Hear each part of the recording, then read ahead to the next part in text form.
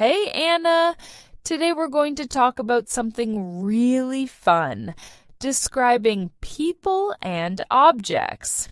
You'll learn how to use adjectives to describe people's appearance, personality, and even objects around you.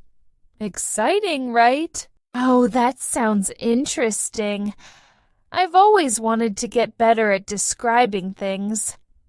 But wait, what exactly is an adjective? I hear that word a lot, but I'm not 100% sure what it means. Great question. An adjective is a word that describes a noun, like a person, place, or thing. For example, if I say, "You're wearing a blue shirt," blue is the adjective because it describes the color of your shirt. See? Easy. Ah, okay. So adjectives are words that describe things. Can they describe anything? Like colors, shapes, sizes? Exactly. Adjectives can describe color, size, shape, personality, anything that gives us more information about a noun. For example, if I say the big red ball, big describes the size and red describes the color. Now, can you describe what I look like? Take a guess. Okay. You have brown hair and you're wearing a black jacket. Is that correct? Wait, can I say brown hair or is there a better way to describe it? Yes. Brown and black are adjectives describing color. But here's a little tip. Instead of just saying brown hair, you could say short brown hair to add more detail. Can you try that? Sure. You have short brown hair and... Oh, and your jacket is really cool and stylish. Does stylish work here? Thanks, Anna. Yes, stylish is perfect. You're getting the hang of it. Now, let's talk about personality. How would you describe a person who is always happy and smiling? Oh, I would say they are fun or maybe nice. Wait, does fun describe personality? Or is it better for activities? Good question. You can say someone is fun, but that usually means they are enjoyable to be around. If they're always happy and smiling, a better word might be cheerful. Can you use that in a sentence? Oh, okay. So I would say, my friend is very cheerful.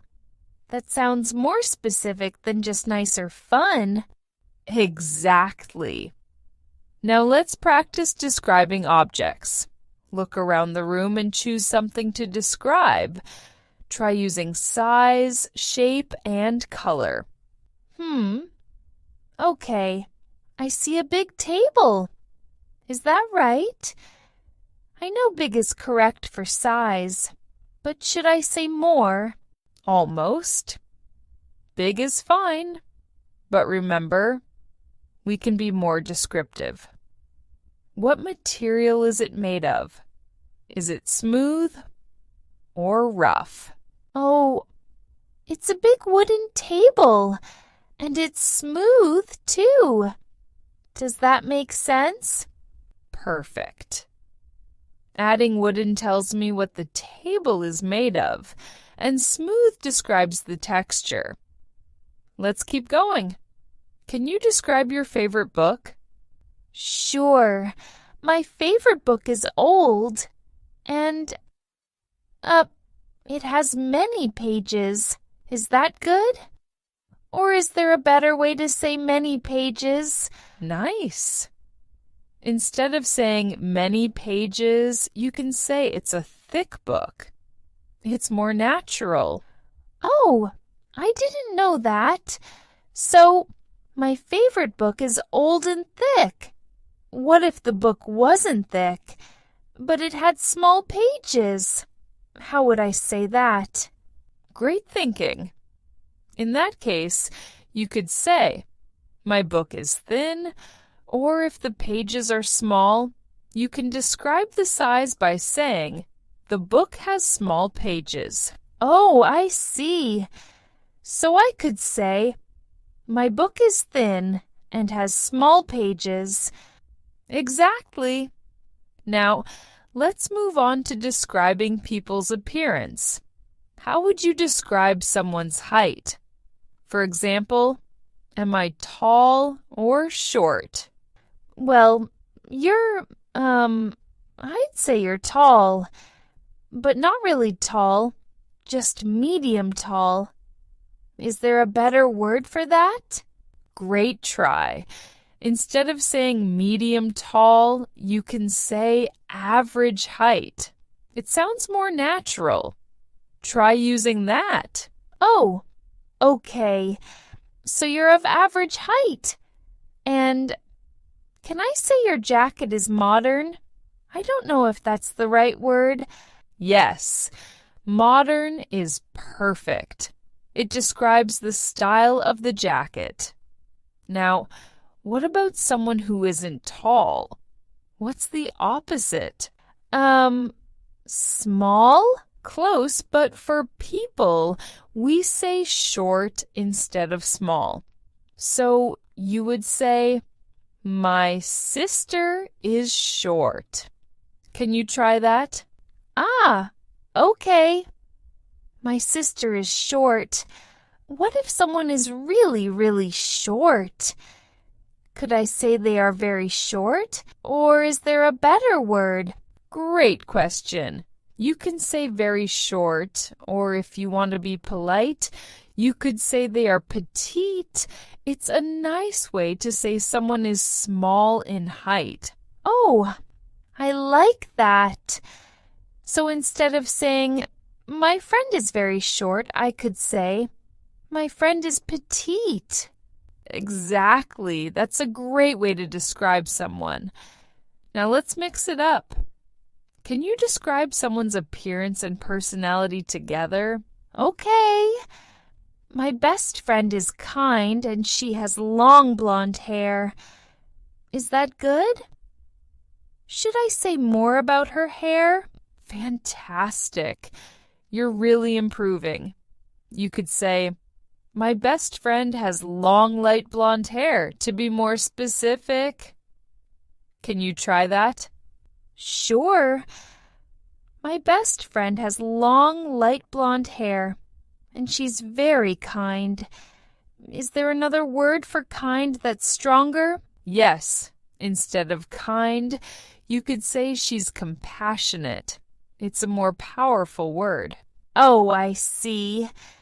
So I could say, my best friend is compassionate and has long light blonde hair. Perfect. Now, let's talk about shapes. Can you describe something in the room using its shape? Okay. The clock on the wall is round. Is that enough, or should I add more? Yes, round is correct. But let's add more details. What color is the clock?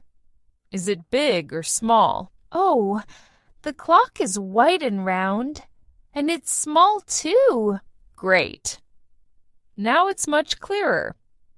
You could say, the clock is small, white, and round. Oh, so it's better to describe size, color, and shape all together? Yes. Adding all those details helps the listener imagine the object better. Now, can you describe something bigger, like a car? My neighbor has a big red car. Should I say big, or is there another word for that? Good question. Instead of big, you could say huge or massive. These words give a stronger impression. Can you try again? Oh, okay. My neighbor has a massive red car. That sounds more interesting. Exactly. Now, let's talk about feelings. How would you describe someone who is always helping others? I would say they are nice, but I feel like there's a better word. You're right. A better word would be generous. Someone who helps others is very generous. Oh, so I should say, my mom is very generous. That makes sense. Perfect. Now, let's practice one more. How would you describe someone who is always learning new things? Smart? That works. But let's use a more specific word. How about curious? Someone who loves learning is curious. Oh, I see. So I could say, my little sister is very curious because she always asks questions. Exactly. You're really getting the hang of this. Let's switch back to describing objects. How would you describe your phone? My phone is new and black.